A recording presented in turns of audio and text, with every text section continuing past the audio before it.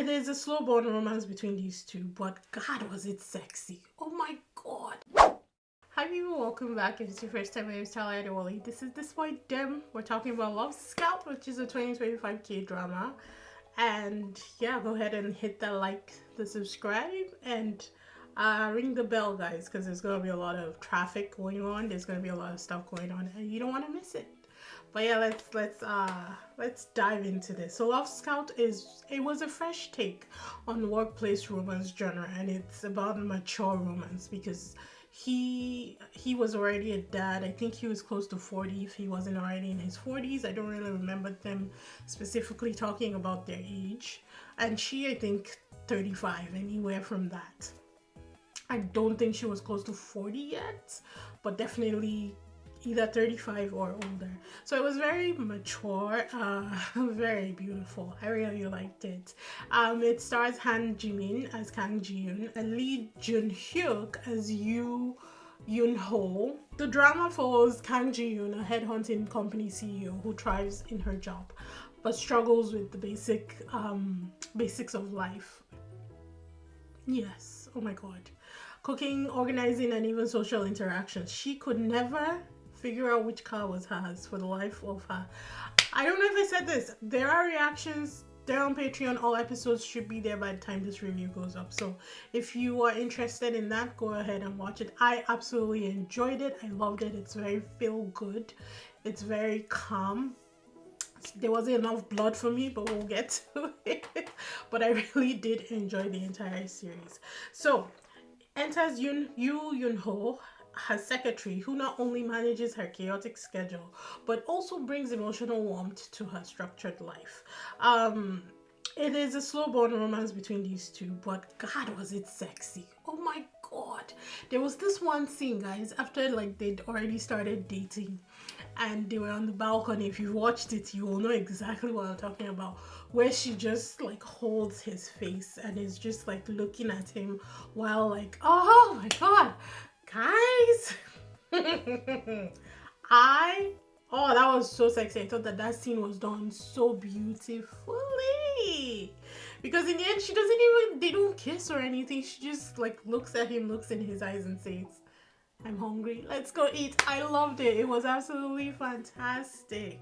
The story doesn't rush their relationship, which works very well with building their chemistry, because honestly, she did not like him. He could barely tolerate her, but not as much as she didn't like him, you know, because I can't really say they were enemies, because I don't know, they didn't really know each other enough to be enemies. And then their dynamic really evolves from a strict professional one to one of mutual understanding, companionship, respect, and eventually love. I absolutely adored it. It's generally smooth for pacing, to be honest. I didn't really see any fillers. It's only 12 episodes, and I think they did good for packing information without it just being there for being their sake. Episodes 5 to 7 do slow down slightly, but not enough for you to think that they're just fillers. They focus more on Ji-yoon's internal struggle and Yoon-ho's like challenges as a single father, which are important to the story that they're creating for us. So yes, even though it does slow down just a smidge, and I think it slows down just for like the things going on, it doesn't really take away from the entire story, and it doesn't divert from the story. It's all connected, which I loved. So for characters and chemistry, Han Jimin and Kang Ji-yoon played off each other fantastically. When everybody was saying, oh, in the beginning, when everybody was looking at him and saying, oh, he's handsome, I was like, calm down. He's not ugly, he's not bad looking in any way, but he's not like handsome. And then I said it, I was like, he's the kind of person that he's going to get more handsome the more you see him. And boy, was I right. By the end of episode 12, I was like, man, he is gorgeous.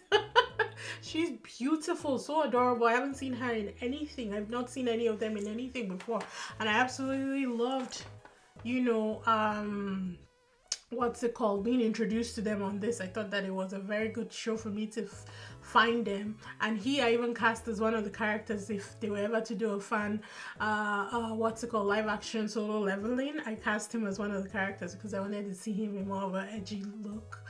But I really do like these actors, and their chemistry worked really well together. It worked well for the story. They knew what they were doing. They seemed like seasoned actors who just understood the assignment and delivered. Simple. There were side characters in this, and even though I liked their development, I liked their involvement in it. I really did see it going well for them as love interests. I didn't like that episode 12 wasted our time. They should have just hook them up by episode 9 or 10 and be done with it. They didn't need to stretch out their story to the very last episode. It was unnecessary, and I thought that we didn't need any of that. So maybe they might lose track a little bit, but it's instrumental to their own story, so I can't really take it away. I just thought that it was a waste of time how they developed their own side story. There were two people that I really wanted for their fuck-ups to be treated badly. And when you say that in Nigeria, it means like I wanted payback hard for them. His first boss, who got him fired and blacklisted, in his company. I didn't think that the retribution was strong enough for that one. He just said, oh, he got fired and blah, blah, blah. He's not doing well. No! Prison. Death. One of those two options would have been best for him. I don't know why I'm looking at my mic. I've been looking at my mic this whole time instead of the camera. Oh my god, guys, it's 5:30. I've been reacting all night. Anywho, moving on. Yeah, so the retribution was not strong enough. I wanted him to really feel the heat, and then the other woman who was coming at her consistently for no goddamn reason. There was no reason why this woman hated her. Her also, I don't know if it was her colleague. I think she was her colleague in her former headhunting company. I don't know what the hard on was for this woman that was coming after her. I just didn't get it. Hers was a little more, there was a bit more, what's it called, closure for me with her retribution, because at least we got to see it happen.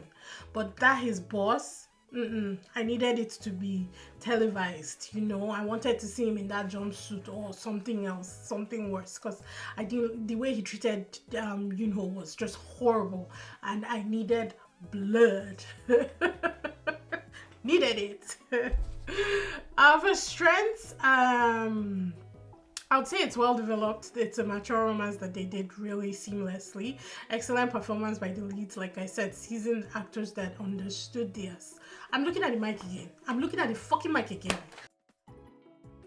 Excellent performances by the leads. Like I said, seasoned actors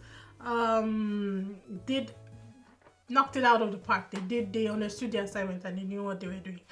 Strong emotional beats in later episodes. Even in the beginning, I like the connection between them. There's always one, usually in K-dramas. I'm not trying to spoil too much, but there's always one. And even though I did it at first, I was like, oh, it's too much. I still loved it because the significance of what her father did and the way it flowed through for her in the future, my God. Talk about taking care of your kids. And I mean, it would have been nice if the father had been there, but still, it was beautiful to me. If dad could not be around, at least he'd secured this for her in her future. God, made me cry. Doesn't take much. Weaknesses, the middle of the episodes, like I said, does drag a little bit. The second lead, romantic leads in this thing, their story could have been developed and been stronger. They did have some heavy emotional things that they were dealing with, which I thought that they handled really well, but the romance side of their own story I thought could have been developed a lot better. Then the ending, while it was satisfying, I think they could have used maybe like an epilogue to show more of their future. They really just ended it where it was, and it's like, no, there's still things that we could definitely see. Yeah, his kid is like 6 years old right now. I think she's 6, maybe 5, I don't know, maybe 7, I don't know. Yeah, she's that, and it's all happy-go-lucky now, but there's realities that they will still have to face in the future of being this blended family. The business, want to see what happened with that. His job, want to see what happened with that. The second lead, the side characters want to see what happened with that. The dad, the side character's dad hated him. The chairman wanted to see what happened. They could have done even if it was like 5 years later, they could have done that and just done a sweep of everybody, you know, where are they now? Oh, they need to incorporate this because we always want more.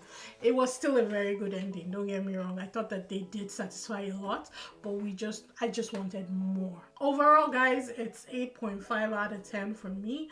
I thought that it was a very solid series. It's something that I can cozy up and watch over and over again should I feel the need. It will not make top 10 for me because there are just so many good ones out there, guys. It's hard. I would say it's 11 because there are just so many good ones. I can name them off the top of my head, you know, but I would say that it's a very strong contender. You know what, let me push things around. I'll say it's like number 8 for me because, again, mature romance done well. It's cozy, comfy. The heavy things that they actually deal with get resolved, and they are so meaningful to the story. You kind of just want everything to work out well, even though they just did it well, and I really like that. If you enjoy slow burn office romances with emotional depth, Love Scout is definitely worth watching, and you should put it on your list. But yeah, again, reactions are on Patreon if you guys want to check those out. Episode 1 is always free, so go check it out and see if you're interested and go from there. I hope you guys enjoyed the review. Be sure to do all the right things, and I'll see you in the next one. Bye!